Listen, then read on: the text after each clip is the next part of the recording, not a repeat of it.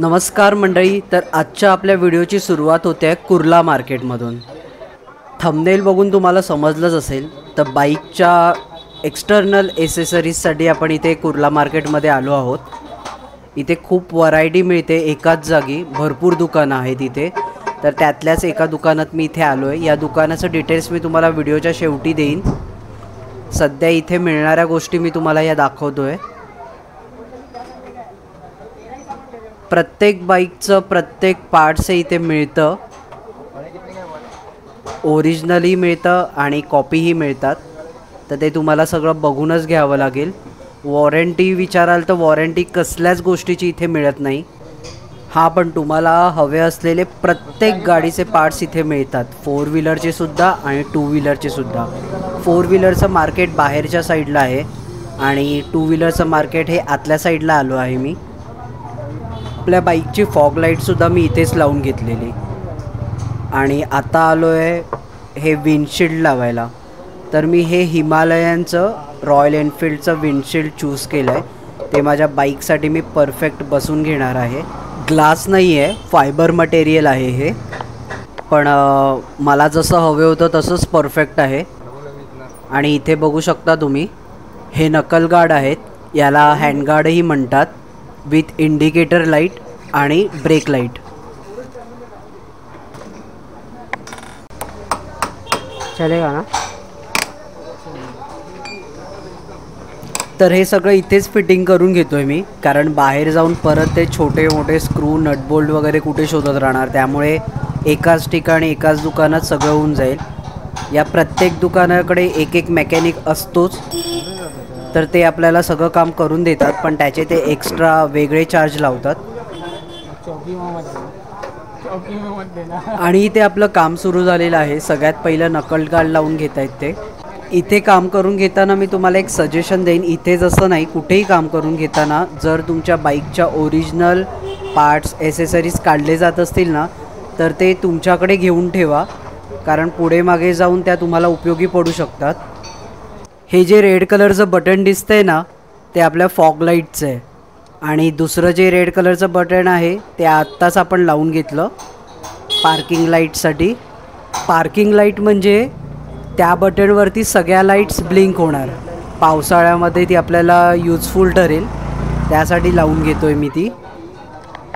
या शॉपमधून आता आपण ज्या ज्या गोष्टी घेतल्या ना, म्हणजे हँडगार्ड, विंडशील्ड आणि या मेकॅनिकचा खर्च, हा सगळा वेगळा। आणि या गोष्टी लावण्यासाठी जो छोट्या छोट्या गोष्टी आपल्याला एक्स्ट्रा लागत आहेत, जसं की ब्लॅक टेप लागते आहे, प्लस विंडशील्ड लावण्यासाठी सपोर्टिंगला एक पट्टी लावायला लागणार आहे, सो त्याचा खर्च वेगळा। त्यामुळे ह्याचा टोटल खर्च मी तुम्हाला व्हिडिओच्या शेवटीच सांगेन। इथे बघू शकता तुम्ही, त्या दोन्ही वायरी त्यांनी ब्लॅक टेपनी कव्हरअप केल्या आहेत, त्याच्यामुळे त्या अशा जास्त दिसून येणार नाही। दोन्ही साईडच्या केल्या आहेत, त्यामुळे हे काम मला आवडतं आहे, कारण डिटेलिंगमध्ये हे काम करून मिळते आपल्याला। ही वायर बाहेर लटकू नये म्हणून त्याला सपोर्टिंगला टेप लावली आहे।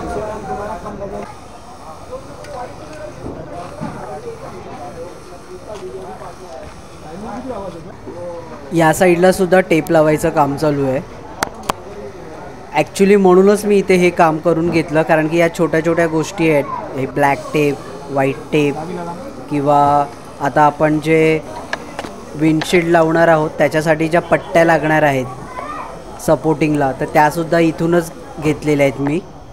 त्या आपल्याला बाहेर खूप इकडे तिकडे दुकानात शोधाव्या लागल्या असत्या।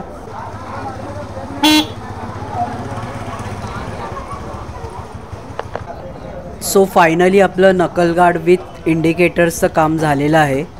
इथे बघू शकता तुम्ही, ही जी व्हाईट लाईट आहे ना, ती गाडी चालवताना चालू राहणार, आणि ही जी ऑरेंज लाईट आहे ती इंडिकेटरसाठी आहे। और पार्किंग का अच्छा ठीक आहे। लाईटची ब्राईटनेस तुम्हाला दिवसाच्या उजेडात कळणार नाही, पण खूप आहे आणि चांगली आहे। आता आपल्या बाईकला विंडशील्ड लावायचं काम सुरू केलेलं आहे। ॲक्च्युली ॲव्हेंजरच्या क्रूज बाईकला मोठं विंडशील्ड येतं, ते मला अजिबात आवडत नाही, त्यामुळे हे विंडशील्ड माझ्या बाईकसाठी परफेक्ट आहे।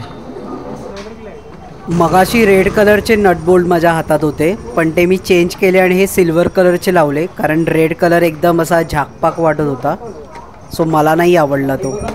हे बघा मित्रांनो, एकदम परफेक्ट, म्हणजे मला जसा लुक हवे होता ना तोच लुक आला आहे माझ्या बाईकला.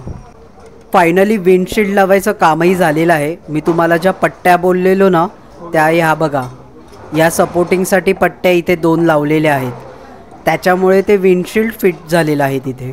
मस्तच, एक नंबर काम आवडलं आपल्याला. आता जे काम सुरू झालेलं आहे ते इंडिकेटर्स लाईट लावून घेतो आहे मी. माझ्या बाईकच्या ओरिजिनल लाईट होत्या, पण त्यातली एक लाईट तुटली, त्याच्यामुळे ओरिजिनल शोधल्या मी पण मला नाही मिळाल्या. सो ह्या लाईट्स मी फ्लिपकार्टवरून मागवल्या आहेत, इथून विकत नाही घेतल्या आहेत, पण इथे फिटिंग करून घेतो आहे मी या लाईट्स. फुल ब्लॅक कलरच्या लाईट आहेत, त्याच्यामुळे मला आवडल्या, त्या माझ्या बाईकला फुल मॅच होत होत्या. आणि याचे इंडिकेटर्स लाईट बघाल तर एकदम भारी आहेत, युनिक आहेत, म्हणून मी त्या ऑनलाइन मागवल्या. आगे का कर देता हूँ क्योंकि आगे अपना कोई दिखता नहीं है, पीछे का दिखता है. ठीक है, आगे भी वैसे वो अभी लगा है ना, वो लगा है ना, तो उसमें तो होगा, ऊपर का उग जाएगा वो तो. हाँ, वो रनिंग में आ जाएगा. सही है, ठीक है.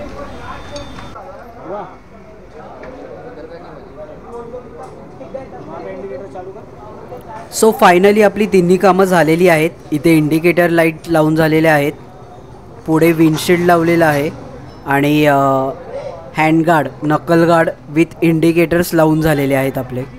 फॉग लाईट तर आपण आधीच लावलेली.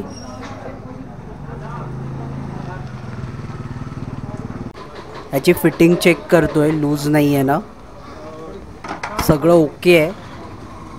काम आवडलं आपल्याला आणि इथल्या इथे करून घेतलं, त्याच्यामुळे ते पटापट झालं. प्रत्येक कामाला नाही म्हटलं तरी अर्धा तास पकडा. फक्त इंडिकेटर लाईटला 15 मिनटं लागली मला, म्हणजे पूर्ण काम व्हायला आपल्याला 1 ते 1.5 तास गेला आपला. इथे ही इंडिकेटर लाईट दिसत आहेत. छान झालं काम, हवे होतं तसं झालं आणि आपल्या बजेटमध्ये झालं मेन म्हणजे. सो हे आहे आपल्या बाईकचं फायनल लुक.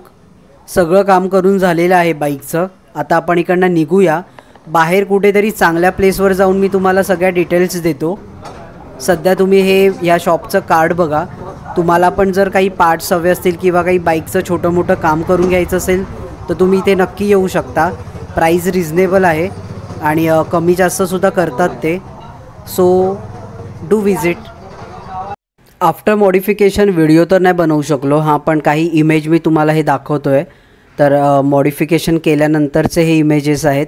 ह्याच्यामध्ये आपण हँडगार्ड लावून घेतलेलं आहे, विंडशील्ड लावून घेतलेले आहे आणि बॅकचे इंडिकेटर्स लावलेले आहेत. तर विंडशील्ड जे दिसतं आहे त्याच्यामध्ये थोडाफार चेंजेस तुम्हाला दिसेल. हे ब्लॅक कलरचं आहे, कारण त्या ट्रान्सपरंट विंडशील्डवरती मी ब्लॅक कलरचा कार्बन पेपर लावून घेतला, स्टिकर टाईप. आणि आता टोटल खर्च विचाराल तर विंडशील्ड मला 350 रुपयाला मिळालं. हँडगार्ड विथ इंडिकेटर्स मला 700 रुपयाला मिळाले. त्याच्यानंतर बटन लावून घेतलं आणि छोट्या मोठ्या ज्या पट्ट्या लागल्या विंडशील्ड लावण्यासाठी सपोर्टिंगला, सेलो टेप वगैरे लागली, ब्लॅक टेप लागली. तर ह्या सगळ्याचा खर्च मिळून 150 रुपये झाला.